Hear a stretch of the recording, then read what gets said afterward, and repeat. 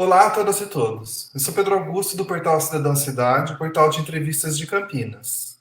Hoje eu vou continuar uma série de programas a respeito da questão da LGBTfobia. A LGBTfobia é um tema constante no canal, é uma das razões pelas quais o Cidadão Cidade foi criado. Quando eu pensei no Cidadão Cidade, eu pensei em maneiras de fazer ele de uma forma que seja construtiva e que a gente possa pensar, refletir os nossos papéis enquanto cidadãos na sociedade. Para isso, eu tive que superar algumas dificuldades, inclusive pessoais de comunicação. Vocês podem ver que eu já comecei a entrevista gaguejando, né, e continuo. Então, assim, aí eu falei, mas acima das minhas dificuldades de comunicação está a necessidade de debater determinados temas que são muito importantes.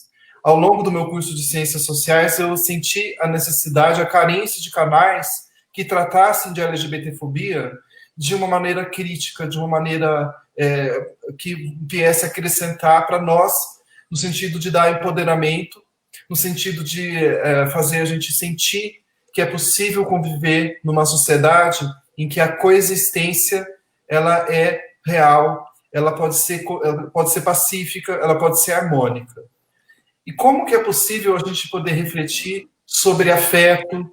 Como é possível a gente poder refletir sobre representatividade política em uma sociedade que ainda insiste em fazer com que a população LGBT seja tratada de maneira diferente, ou seja, na base do preconceito, na base da violência? Como que é possível viver numa sociedade em que isso ainda é uma realidade? Antes de iniciar a conversa, eu vou falando em afeto. Hoje é a continuação desse quadro, um pequeno quadro de uma dica cultural antes da entrevista. Eu vou indicar para vocês esse livro aqui. Cartas a você com amor, Carol. Ela, que por sinal foi uma das entrevistadas do Cidadão Cidade, que eu tive a honra de recebê-la. Ela fala que tem um momento aqui que eu vou destacar. Neste livro mostra cartas que ela escreve em busca de encontrar o amor, até que então, quando ela menos espera, ele chega. E isso faz com que ela passe a escrever sobre ele ao longo da história, descobrindo seus sentimentos mais puros e profundos. Então, tem duas coisas aqui que eu gostaria de destacar. Cartas e amor. Ambos não estão fora de moda. Então, para falar sobre afeto, sobre a generosidade que podemos ter em relação ao afeto, porque afeto também é político. Eu gostaria de convidar aqui o Jean Ícaro, que escreveu um livro sobre cura gay, que é refutando e trazendo um ponto de vista de uma pessoa que tem muito a nos dizer a respeito desse tema e que pode nos fazer refletir, afinal de contas, existe cura gay? Como que é possível tratar algo como curável, sendo que ser gay não é uma doença? Então, eu tive a grande oportunidade de poder conhecê-lo através do Instagram, que as redes sociais sejam realmente sociais. Então, é por isso que eu estou aqui hoje conversando com ele. Gostaria de pedir que você se apresente, só que antes para você se apresentar, eu gostaria de agradecer a sua presença aqui. Afinal de contas, Jean, o Cidadão Cidade, embora seja um meio de comunicação alternativo, ele não é independente, porque ele depende principalmente de pessoas como você, que generosamente vêm aqui participar, concedendo aquilo que a gente tem de mais importante, que é o tempo. Então, você está aqui hoje concedendo o seu tempo aqui para a gente, para poder pensar sobre esse tema que é tão importante. Gostaria de agradecer a sua generosidade e dizer que você é o Cidadão Cidade. É para você que esse canal existe. Quando eu estou aqui falando, assim, olhando para você, mesmo que à distância, por conta desse contexto todo que a gente está vivendo, eu fico feliz em saber que o Cidadão Cidade veio ao que nasceu. Ou seja, você é o Cidadão Cidade. Então, legal. Muito obrigado, viu? Eu fico muito feliz pelas suas palavras, obrigado pelo convite. Eu me sinto muito honrado de estar aqui para poder falar desse tema, que é fundamental. E ter um espaço e um lugar para poder discutir a respeito da população LGBT é sempre muito válido, né? Essa população ela é muito vulnerável, ela está sujeita a diversas formas de violência. E aí, quando se tem uma oportunidade de, na mídia, se discutir esse tema, dialogar sobre essa questão, eu fico muito feliz, né? Não só como um homem gay que eu sou, mas também pelo ativismo, a militância e todo o meu comprometimento que eu tenho, né, na minha esfera de trabalho pessoal com esse tema. Eu gostaria de iniciar perguntando para você como que surgiu a ideia de que existe uma cura gay. Por quê? Como que alguém pensou assim, puxa, né, gay é algo que deve ser curado? Uhum. Então, deixa eu te trazer desde o início essa questão, né? Então, eu sou psicólogo, né? E eu, Jean, né, fui vítima durante muito tempo, antes de ingressar na faculdade de psicologia, de uma terapeuta que entendeu que os conflitos que eu tinha naquele momento eram resultado da minha homossexualidade.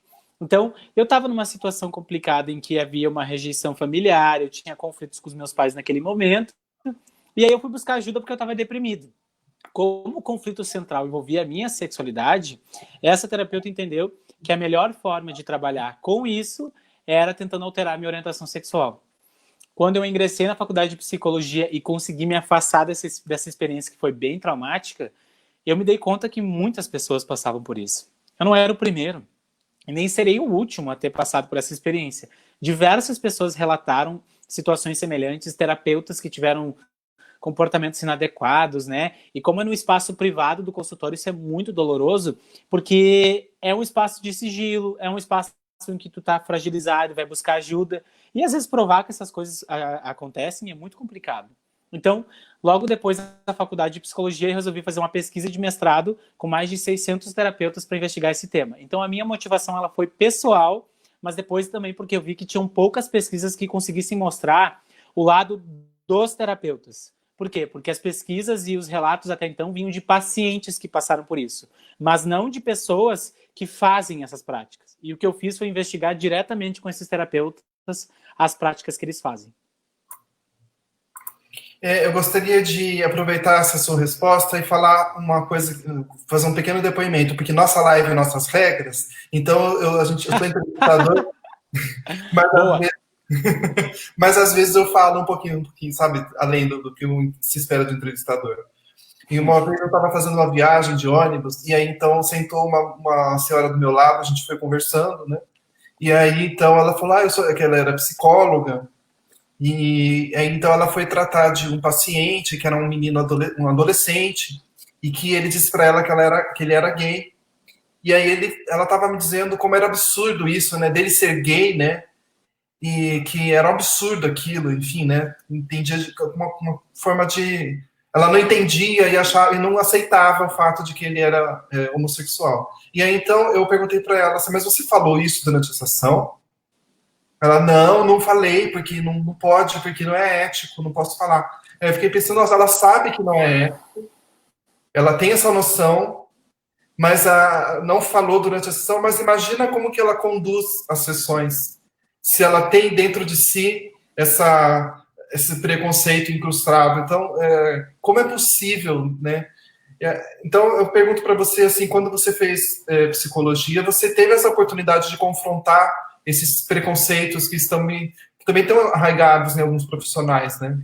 Eu vou te contar o seguinte, tá? A grande questão, que eu acho que é um grande problema nesse tema, é que por muito tempo, além das questões religiosas, tá? A área jurídica e a área da psicologia e da psiquiatria contribuíram muito para atribuir um rótulo negativo às pessoas LGBTs. A psicologia, por muito tempo, disse que era um transtorno mental, que pessoas que faziam parte desse grupo estavam com outros problemas e por isso que elas se manifestavam dessa maneira, dizendo que não era natural, que era normal, que psicologicamente se esperava que as pessoas fossem heterossexuais. E a área jurídica, ela fez o quê? Ela foi lá e criminalizou. Até hoje tem isso. Em vários países é crime, né? Crime de pena de morte, dependendo do país, né? Então a gente tem todo um contexto.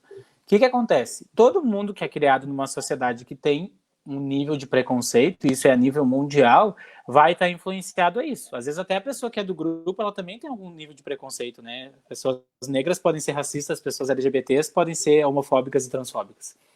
A grande questão nesse tema é a pessoa ter uma autoconsciência das suas crenças, ou seja, das visões que elas têm.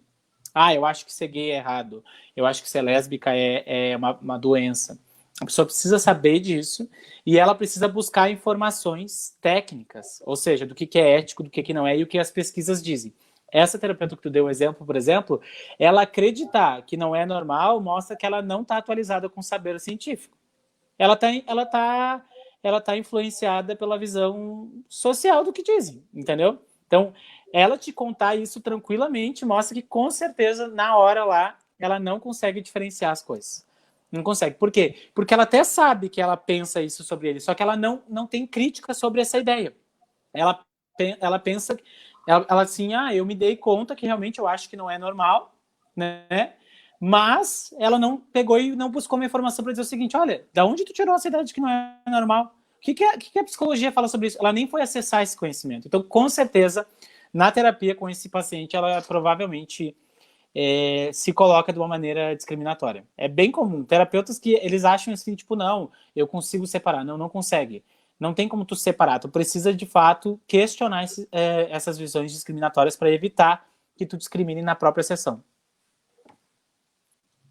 Como que foi o processo de escrever o seu livro? Olha, eu vou te falar o seguinte, tá? Isso é uma coisa bem diferente, assim, para mim.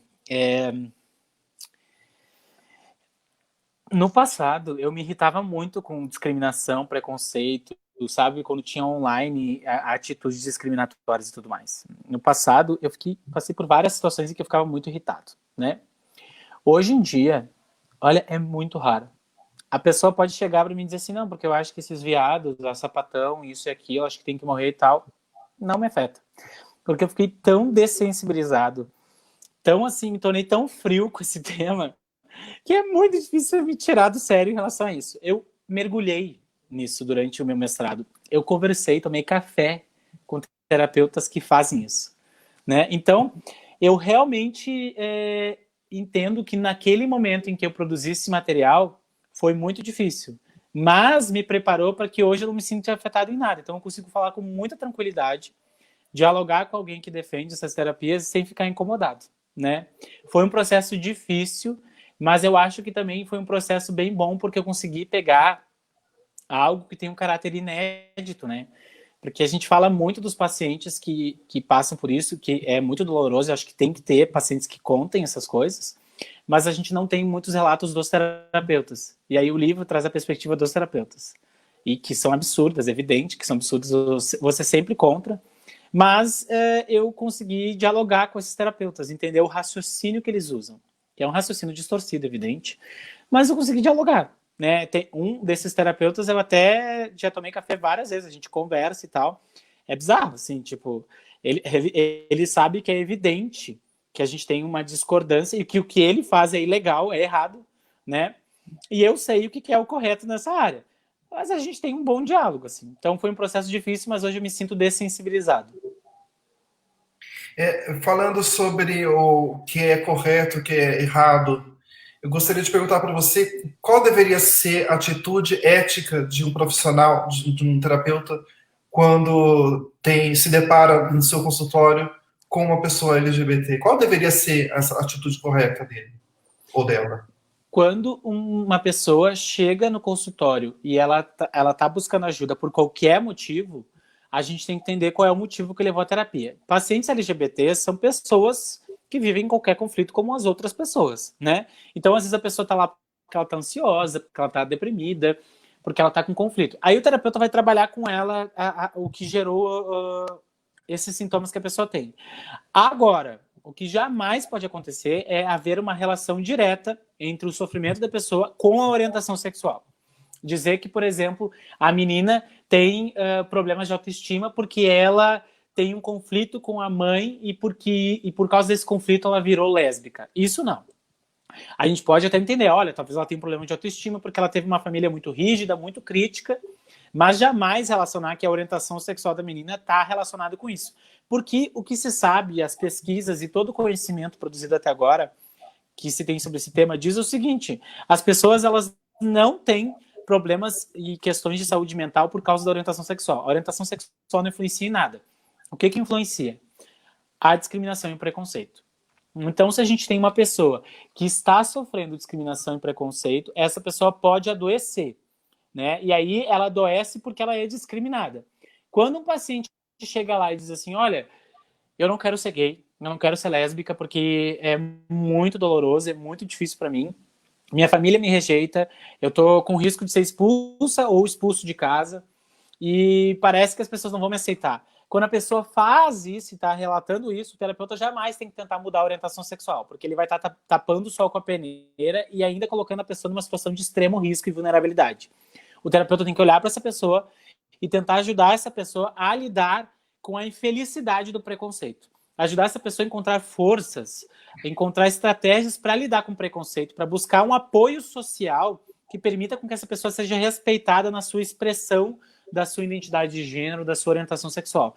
Jamais tentando mudar a orientação sexual da pessoa ou a identidade de gênero dela. É respeitando, né? Então o terapeuta tem que acolher essa pessoa, ajudar essa pessoa a se sentir confortável com a sua orientação sexual e oferecer estratégias para esse paciente conseguir enfrentar o preconceito e a discriminação.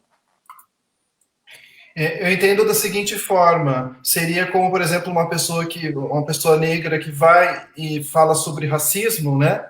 E aí você vai fazer o quê? Uma terapia para reverter ela em branca, por exemplo? Eu acho que o teu exemplo ele é maravilhoso em relação a isso. É um exemplo que eu uso, tá? Eu já tive uma paciente, uma menina de 10 anos, que sofria muita discriminação na escola por causa do cabelo dela, que era bem armado. Ela sofria muita discriminação. E aí ela disse, eu não queria ser negra. Aí o que eu vou fazer? Se for um terapeuta a favor dessas terapias conversíveis, vai fazer o quê? Vai mandar pro dermatologista para clarear a pele dela e vai mandar para um cabeleireiro para alisar o cabelo? Não faz sentido. Tu tem que lutar contra a discriminação. Quando o terapeuta tenta mudar a orientação sexual da pessoa, baseado no fato de ela estar sofrendo por ser discriminada, o terapeuta ele está aceitando a discriminação e quer mudar a pessoa para não ter que lutar contra o preconceito. Por quê? Porque o terapeuta acha que é uma coisa ruim ser gay, lésbica, bissexual ou até uma pessoa trans. Então, o que o terapeuta jamais deve fazer é justificar que o sofrimento da pessoa é em função da orientação sexual. O sofrimento da pessoa não é por causa disso, é por causa da discriminação. Porque ser gay não faz a pessoa sofrer. O que faz a pessoa sofrer é a discriminação em função disso. Tanto é que quando a pessoa não é discriminada, ela não tem sofrimento em relação a isso. É bem terrível isso, porque eu senti, pelo menos nesse meu processo, que eu passei por isso, que eu não tinha espaço no mundo, que eu não podia caber no mundo, que tinha algum problema muito sério comigo. Eu me lembro de que quando era criança, eu pegava e colocava milho no chão, ajoelhava e ficava rezando assim, com milho, assim, com o joelho entrando no milho, achando que de tanto rezar, de tanto, né, eu conseguiria um dia deixar esse pecado de lado, sabe? Nossa, Então, que terrível isso, né? por isso é uma das razões pelas quais eu trago aqui as pessoas para falar sobre isso aqui, porque eu não quero que outras pessoas passem por isso também, sabe? É verdade. É muito doloroso isso, né? E uma coisa que eu sempre falo aqui, em tempos de pós-verdade, em tempos de fake news, né? Mentira tem vários nomes, mas ela sempre existiu ao longo da história. Agora, para poder combater as mentiras, a gente tem que se apegar às verdades. Então, o seu livro ele é uma janela aberta para um ponto de vista de pessoas que têm conhecimento de causa, que não se baseiam em achismo, que não se baseiam em preconceitos. Então, o seu livro é uma janela aberta para a verdade, para a não transformação da homossexualidade, bem de toda a população LGBT, que a gente pode estender, né, para não transformar essas pessoas em doentes. Sim. Eu queria que você comentasse isso. Olha, o livro, ele faz o quê? Ele discute tudo que tem em relação a esse tema. As pessoas se perguntam, qual é a origem das orientações sexuais? Tem alguma coisa de patológica ou de doente em uma pessoa ser LGBT? Quais são as questões políticas que estão envolvidas nisso? Como é que essas pessoas adoecem por causa da discriminação? No Brasil, como é que o preconceito aparece? Como é que os terapeutas fazem para tentar converter? Que técnicas eles usam? Que intervenções são formadas, né, para fazer isso? Então, lá eu discuto tudo isso, todas essas questões, né? Eu tento dar um olhar integral para a questão das orientações sexuais, que é uma coisa que as pessoas têm dúvida. Porque eu vou te dizer o seguinte, o preconceito ele tem uma construção histórica. Então também não dá para culpar as pessoas por elas estarem reproduzindo uma construção que é de muito tempo e que foi reforçada por áreas que são consideradas áreas muito valorizada socialmente, que é a área jurídica, né? Que é a área da psicologia, da medicina e também, né, pelas questões religiosas. Então, o que a gente tem que fazer é muitas vezes trazer conhecimento. Além de confrontar o preconceito em si, a gente também precisa trazer o conhecimento. E ali eu tento abordar, trazendo esse conhecimento que eu vejo que várias pessoas discutem, né? Perguntam assim, se o menino foi abusado sexualmente e ele virou gay na vida adulta porque ele foi abusado que virou gay, né? Ou se a menina era muito próxima, em excesso, né, do seu pai. Isso explica por que ela virou lésbica. Então, esse tipo de dúvida que muitas pessoas têm, e às vezes não é nem por maldade, é porque elas realmente aprenderam ouvindo teorias ultrapassadas e sem validade científica que isso era verdade.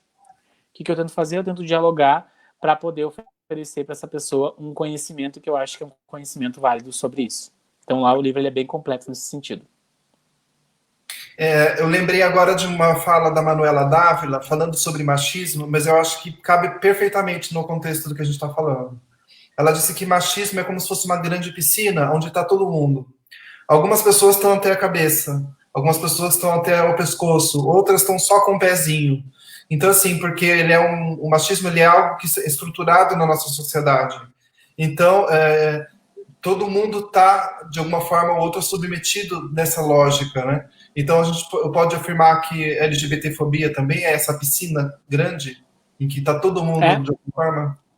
São várias formas de discriminação. A base das formas modernas de discriminação, do racismo, do machismo, da homofobia, do preconceito com pessoas que são deficientes, com as pessoas que são gordas, a base ela é muito parecida.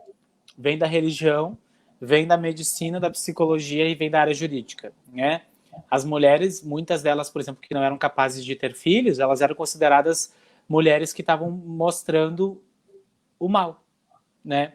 As crianças que nasciam com deficiência, a religião dizia que isso era uma maldição familiar, ou seja, era um pecado que foi perpetuado por muito tempo pelas gerações da família. Aí nascia uma criança com deficiência que era a punição divina. E aí a psicologia dizia o quê? A psicologia dizia, muitas vezes, que era o jeito do pai e da mãe funcionar que teria promovido uma gravidez que fez com que a criança nascesse deficiente. Muitas coisas tem. Muitas coisas foram produzidas em relação a isso. A psicologia diz que as mulheres tinham um instinto de ser mães. E aí, quando a mulher não queria ter filho, ela era considerada o quê? Louca. E ela era internada em manicômios. Então, a psicologia, medicina, a área jurídica, né, a área jurídica prendia pessoas negras dizendo que elas tinham uma relação, pelas suas características étnicas, com criminalidade. Então, a área jurídica dizia que essas pessoas eram propensas a serem criminosas. O que aconteceu? Se prendia essas pessoas, se teve uma perseguição que acontece até hoje, né? Então, quando a gente está falando das formas modernas de discriminação, a base é muito parecida. Então, eu acho que o teu exemplo, a tua analogia, ela é perfeita para falar sobre isso. Outra coisa também que me ocorreu, que na verdade não me ocorreu agora, já vem sendo um motivo de reflexão. A gente vive numa sociedade que ela é machista, ela é patriarcal. Sim. Então, quando você nasce com a condição de ser, aspas, você nasce homem, você abrir mão dessa masculinidade tóxica, macho alfa, poderoso, que homem não chora, e todo esse pacote, né? É um combo, né? E aí, então, quando você abre mão desse pacote que já viria naturalmente, né, quando você nasce, ou seja, quando você deixa de honrar o que tem no meio das pernas. Isso aqui são só alguns dos exemplos de coisas que eu mesmo já ouvi ao longo da vida. E aí, então, você abre mão dessa masculinidade e vai para o lado de aceitar a sua feminilidade, né? Por que afeminado e não feminino, né? Porque existe esse termo, né? Os afeminados. Por que não feminino mesmo, né? Então, isso é uma das questões que as pessoas têm dificuldade em aceitar, né? Como que a outra pessoa, assim como ela, não aceitou essa marca registrada de macho alfa. E já que existe o machismo contra as mulheres, ele acaba também, por consequência, atingindo o machismo contra homens que aceitam o seu lado feminino, não é isso? Até porque quando a gente vai ver, em termos da discriminação, rola muita discriminação dentro da própria comunidade LGBT. E uma das formas de discriminação que mais ocorrem é com homens gays que são considerados afeminados. Por quê? Porque as pessoas associam as mulheres são características negativas. O machismo aparece aí também, né? Logo, um homem que tem um comportamento que é lido como afeminado, ele é desvalorizado. Então, sim, o machismo ele atravessa tudo isso. O racismo também. Pensa comigo, imagina uma travesti negra e pobre. Ela está muito mais vulnerável do que um homem gay branco, né? Não, a gente tem que fazer essas diferenças, né? As questões de classe, raça, né? Elas influenciam fortemente também no quanto uma pessoa fica vulnerável em relação a isso. Sim. Inclusive tem um documentário do Netflix. Eu queria ter a memória boa, mas as horas assim, nessas horas que eu me Não é arrependo Pose? Não é Pose? sobre a marcha. Ah, não, tá, eu sei qual é. É o documentário. Sim, eu confundi com a série.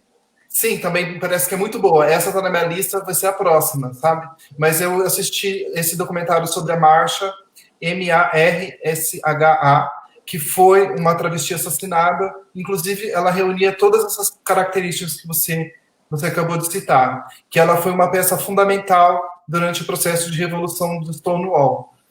Ah, Inclusive, é um tema que eu quero muito abordar e falar longamente a respeito, a revolução de Stonewall, sabe? sim. É um programa que eu estou me prometendo de fazer aqui. Eu só estou tenho uma certa dificuldade, já aproveitando para assumir aqui, eu estou tendo uma dificuldade de encontrar alguém que aceite falar sobre esse tema de forma aprofundada, sabe? Uhum. Então fica aqui já um convite aberto aqui para quem achar que... Né? Que pode. Eu queria perguntar assim, você disse que conversou com pessoas que defendiam a possibilidade de cura gay. Esse diálogo, sim, por mais que às vezes sejam porradas no estômago, a gente sorri e finge que está tudo certo, até para poder ouvir aquele outro lado e para poder fundamentar melhor, né, os argumentos. Argumentos, Então, eu queria perguntar para você quais são os principais argumentos que essas entidades favoráveis à cura gay, o que eles falam? O que eles defendem?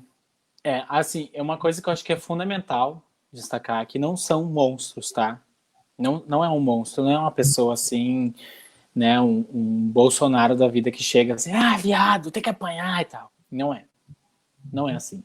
É uma pessoa, os terapeutas que eu conheci que defendem essas terapias são pessoas muito gentis, muito amáveis, assim, e tem um diálogo bem, assim, um diálogo que traz absurdos, mas isso é falado de uma maneira muito assertiva, assim, né, cuidadosa. Então tem esse lado que é bem, bem complicado. Vou te falar das duas perspectivas, tá? Os terapeutas que defendem publicamente isso, eles tentam defender isso usando o princípio da liberdade profissional. Eles dizem que eles têm uma limitação pelo Conselho Federal de Psicologia que proíbe que eles façam isso, e que essa proibição tem como base uma ideologia gay que o Conselho Federal de Psicologia tem, que existe um ativismo que quer transformar as pessoas em LGBTs, e aí o Conselho Federal de Psicologia é influenciado por esse ativismo e quer impedir que terapeutas queiram trabalhar ajudando as pessoas naquilo que eles entendem que é uma forma de ajudar. Tá? Eles usam isso. É bem fácil de refutar esse argumento, tá? Por quê? Porque liberdade profissional não existe, tá? Não existe. Eu vou lá e vou dizer o seguinte, né? Imagina, o médico lá, ele aprendeu a fazer as suas intervenções, um cirurgião, por exemplo, através daquilo que o Conselho Federal de Medicina e do que outras instituições determinam, certo? O médico, ele não pode ir lá usar o bisturi da maneira como ele quiser. Ou ele não pode fazer uma cirurgia porque ele acha que a cirurgia é válida assim que aquela cirurgia tem uma validade científica. Por quê? Porque os conselhos profissionais, eles estão influenciados por evidências. Logo, eles que determinam o que deve ser feito e o que não deve ser feito. Se não está aceito pelo conselho, a princípio é porque aquela intervenção ela não tem uma validade. Ponto. É isso. Então não existe liberdade profissional, né? Então, imagina, um engenheiro, ele quer liberdade profissional, ele quer montar o prédio do jeito que ele quer. O risco que ele vai colocar as pessoas, né? Ele não quer seguir as normas, né, do Conselho Regional, né, o Conselho Federal de Engenharia e Arquitetura. Não faz sentido, não faz sentido. Então esse argumento eu acho bem fácil de confrontar, porque liberdade profissional não existe, tá? Senão eu posso ir lá e abusar sexualmente de uma paciente ou de um paciente e dizer que isso é uma técnica, né? Não faz o menor sentido esse tipo de argumento. O outro argumento, que é o que eles usam para se direcionar com os pacientes. Eles dizem assim, né, Pedro? Eles dizem assim, olha, Jean, um paciente está sofrendo, eu tenho muita empatia e sensibilidade, eu sinto a dor dele e eu não quero que ele continue sofrendo. Ele não quer ser gay e eu tenho que poder ajudar uma pessoa que está pedindo para ser ajudada. Essa pessoa está querendo ser ajudada. Então eu tenho que ajudar essa pessoa que está sofrendo. Então, terapeutas que seguem por essa linha, eles costumam ser bem assim, argumentativos, usando argumentos nobres, assim, tipo, eu sou sensível, eu sou empático, eu quero ajudar essa pessoa e tal, né? E aí é bem fácil também de confrontar isso, tá? Primeiro, eles costumam dizer assim, Jean, não tem gene gay, né? Então, a pessoa não nasce gay. É verdade, não existe gene gay. Mas não existe gene hétero também. Mas isso eles não falam, né? Por quê? Porque as orientações sexuais, elas são influenciadas por um conjunto de genes, todas elas. E não é uma mutação genética a homossexualidade, é uma variação natural, né? Tanto que a proporção de comportamento homossexual entre seres humanos é igual à proporção de comportamento homossexual entre mamíferos. Então, é semelhante. Oi, voltou? Deu uma falhadinha? Sim. Agora voltou. Deu, mas... Deu. Tá, eu tava dizendo então o seguinte, que essa é uma linha de argumentação que eles usam assim, né? E aí eu digo, olha, então, né, teu argumento é meio fajuto, porque tu tá advogando sobre uma ideia de que não existe gene gay, mas também não tem gene hétero. Aí eles explicam, mas a pessoa foi abusada sexualmente. E aí existem várias teorias que dizem que a pessoa que é abusada sexualmente pode desenvolver isso. É fácil de confrontar, né, para mim, porque eu já estudei todas essas teorias que eles dizem, tá? Elas não têm base científica, né? Por exemplo, a maior parte dos homens, a maior parte da população de pessoas abusadas na vida adulta, existe uma proporção muito alta de homens gays que foram abusados sexualmente. É verdade isso. Só que por quê? E aí tem várias pesquisas que mostram isso, né? Abusadores sexuais, por exemplo, eles são predadores. Então, geralmente os abusos sexuais acontecem na família e eles usam, né, a seguinte lógica. Eu tenho que usar uma vítima, que é a vítima que tem menor chance de me denunciar. Então, na própria família, eles abusam do familiar. E é claro que eles vão pegar aquela criança que é mais vulnerável. É um menino que é afeminado, por exemplo, é um menino que tem um comportamento lido como afeminado porque ele está sujeito à crítica. É o menino que vai ter mais dificuldade de poder revelar esse tipo de atitude porque o comportamento dele vai ficar sob suspeita. Se ele revelar abuso sexual, as pessoas vão tentar dizer, tá, mas o que tu fez para contribuir com isso? Né? Tu anda que nem uma menininha, né? Tu é todo sensívelzinho. Então, é óbvio que um menino afeminado vai ser uma vítima preferencial. Né? Por quê? Porque ele é o que está sujeito a ser criticado e é o que mais vai ter dificuldade de revelar, porque ele vai ser criticado quando ele revelar. Então, existem várias formas de dialogar e discutir sobre esse tema. Terapeutas que trabalham sobre essa leitura, eles distorcem as informações, né? Basicamente, é isso. E eu acho que o melhor argumento que eu uso é do tipo assim, tu quer defender a conversão da orientação sexual e tu tá me dizendo que não tem nenhuma influência religiosa, que é uma influência puramente técnica, que tu acha que realmente é válido, então tá, eu quero saber se tu vai fazer também terapia de conversão heterossexual. Eu quero saber se tu vai tentar converter heterossexuais em homossexuais, já que não tem nenhuma influência religiosa e tudo mais. E aí, vai ter? Claro que não vai ter. Né? Claro que não. Por quê? Porque eles acham que é uma patologia. Eles acham que é uma doença, né? E aí, se não tem gene hétero, assim como não tem gene gay, eles teriam que fazer conversão de pessoas heterossexuais, que eles não fazem. O que mostra que eles têm um viés social de discriminação mesmo. Porque eles acham que não é normal, porque eles sentem lá dentro deles que não é normal. Eles não têm base concreta para justificar isso, entende? Não sei se eu me fiz claro. Perfeito. E uma coisa que eu gostaria de perguntar, porque também eles tentam ideologizar gênero. E aí eu pergunto para você, existe ideologia de gênero? Eu adoro esse termo. Sabe o que eu noto? Eu acho assim, ideologia existe em tudo, tá? Mesmo a ciência que tenta ser neutra tem ideologia. né? Por quê? Quando eu quero pesquisar um tema é porque aquele tema me simpatiza, aquele tema tem relação comigo de alguma maneira. Então, existe uma forte tendência dos profissionais, assim, dos pesquisadores, desculpa, tentarem evitar colocar vieses e visões suas na ciência, o que é muito importante, porque a gente não pode misturar as coisas, senão a gente vai dar um resultado que parece uma verdade, mas pode estar sendo influenciado. Só que mesmo quando tu tenta ao máximo, ainda assim tem um viés ali. O que eu vejo é que as pessoas que dizem sobre ideologia de gênero, dizem assim, esse grupo trans aí quer fazer uma ideologia de gênero, quer fazer as crianças negarem o seu sexo biológico e tal. Quando eles falam isso, eles automaticamente anulam a ideia de que a visão deles não tem uma ideologia. O que é bizarro. Porque um dos grupos que mais tem ideologia é o grupo que acusa a suposta ideologia de gênero. É muito engraçado, chega a ser engraçado, assim, que eles dizem assim, não, vocês estão fazendo uma ideologia de gênero. E aí eles entendem que rosa é uma cor natural para as meninas e que azul é uma cor natural para os meninos, entendeu? E eles entendem que é natural as meninas, né, as que são designadas meninas, terem mais sensibilidade, que é natural os meninos terem mais agressividade. Só que isso é uma ideologia, isso não tem base científica.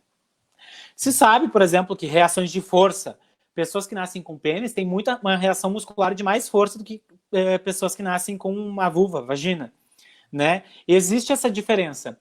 Só que essas diferenças elas são usadas para produzir desigualdade. É tu tentar conduzir que o menino tem que ser assim e a menina ser assim e tu não permitir variações, entendeu?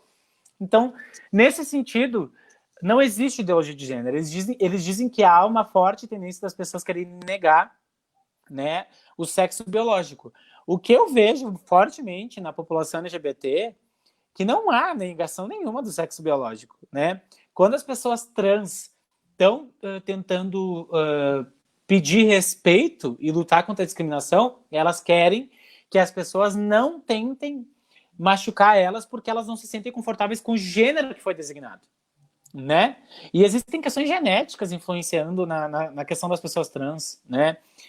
E ninguém quer transformar pessoas que não são trans em trans. A gente quer ajudar as pessoas trans a se sentirem confortáveis. Então, no fundo, quem diz que existe uma ideologia de gênero está tentando desqualificar a luta da população LGBT porque eles acham que essa população é inferior em relação ao restante da população. Então, eles usam vários argumentos para dar voltas para justificar algo que não é justificado. Eles dizem que existe uma ideologia de gênero para desqualificar a luta, para dizer que essas pessoas não podem lutar contra a discriminação, porque eles querem continuar discriminando. É isso. Mesma coisa esses terapeutas aí, que defendem terapias conversivas, eles usam milhares de argumentos, mas no fundo, né, esses dias até dei uma entrevista e falei, gente, isso é papo furado. No fundo, eles acham que essas pessoas são inferiores, eles não querem ter que lutar contra essa discriminação, porque eles querem continuar discriminando, porque é um papel confortável para eles. E aí eles querem continuar. Daí eles usam vários argumentos, é tudo papo furado. Eles acham que essas pessoas são inferiores e eles querem continuar mantendo um estilo de vida que essas pessoas continuem sendo inferiorizadas. É porque quando você assimila, por exemplo, vê se eu estou indo para um lado certo. Quando você assimila a ideia de que o seu lado é o certo e que o outro é errado, para você poder fazer isso, tem que ser colocado como uma opção, né? Como muito se falou e ainda se fala, né? Opção sexual. Como se as pessoas pudessem acordar do dia para a noite e falar, eu acho que pensando bem, não é como se fosse uma coisa assim, tipo, essa pessoa escolhesse, né? Como se fosse algo optativo e não uma descoberta.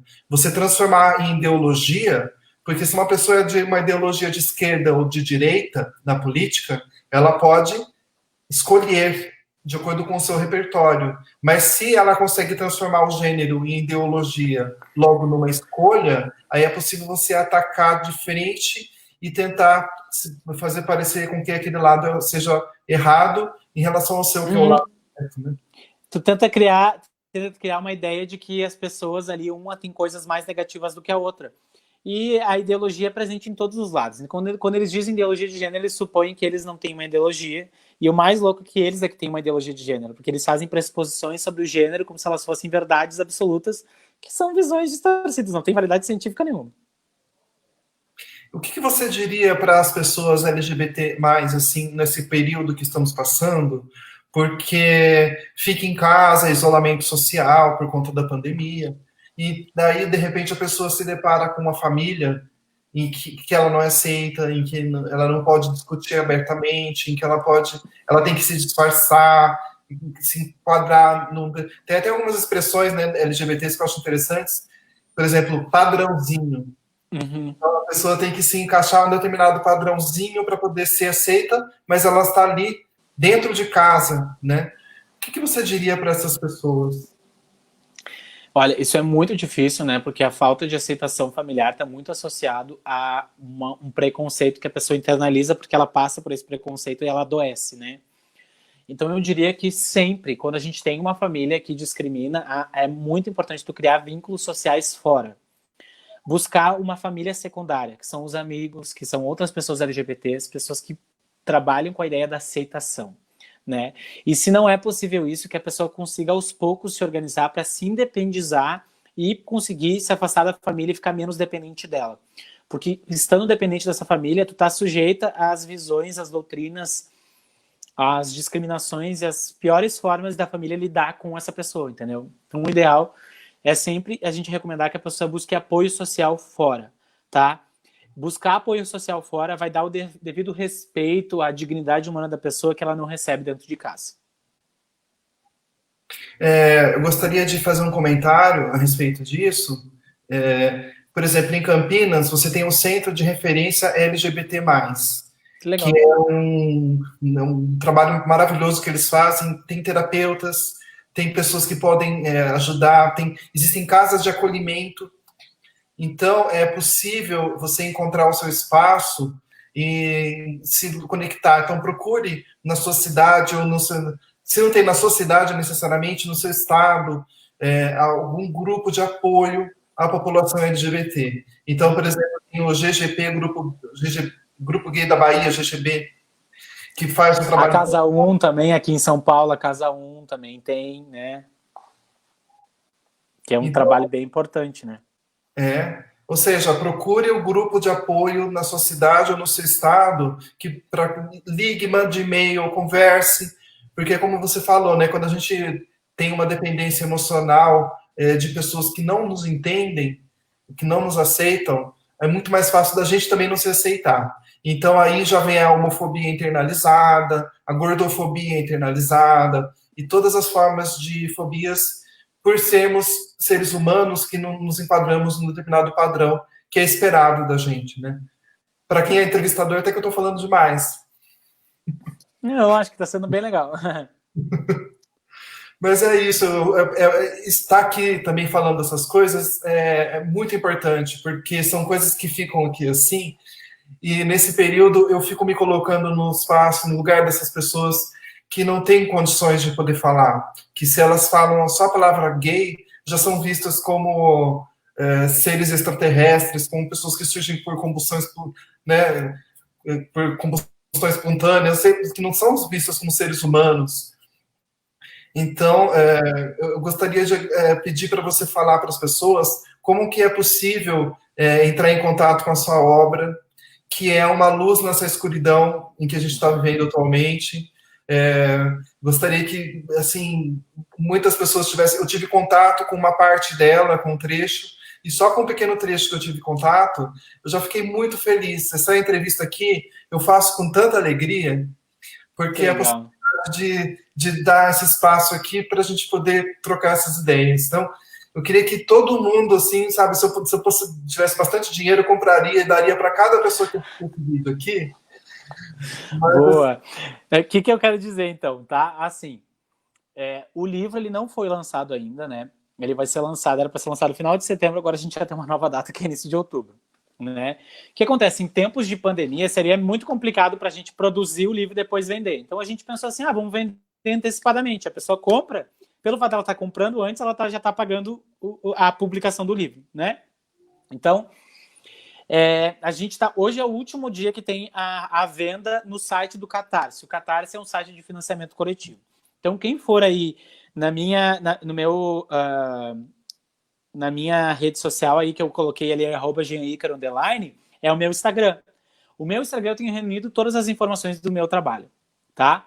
Lá no meu Instagram, se a pessoa não for hoje, se ela for qualquer outro dia, ela vai achar o link lá na bio, que tem o acesso à venda do livro. No Catarse até hoje, só que agora vai para o site da editora. Aí a pessoa vai poder comprar lá no site da editora. Tem e-book, tem um livro físico, a editora vai mandar para sua casa o livro. Então você não tem que se preocupar em buscar em nenhum lugar, né? Ele vai ir diretamente para a sua casa.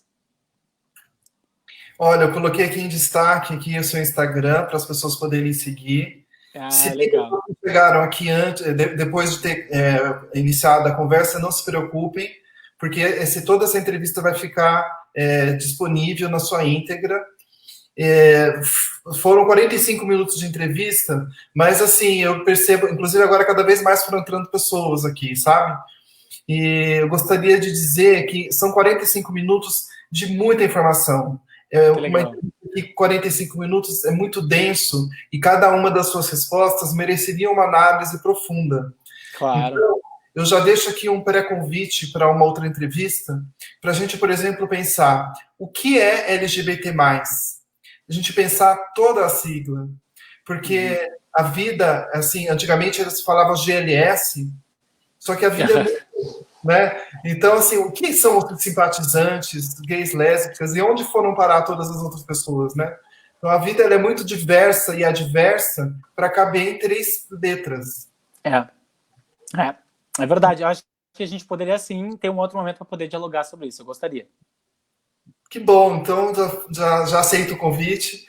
Vamos combinar certinho uma data que seja apropriada para você. E gostaria de dizer que hoje, assim, eu sinto uma missão cumprida. O Cidadão Cidade, ele nasceu para isso e ele está cumprindo a sua função. Legal, eu agradeço muito a oportunidade, viu? Muito obrigado pelo convite.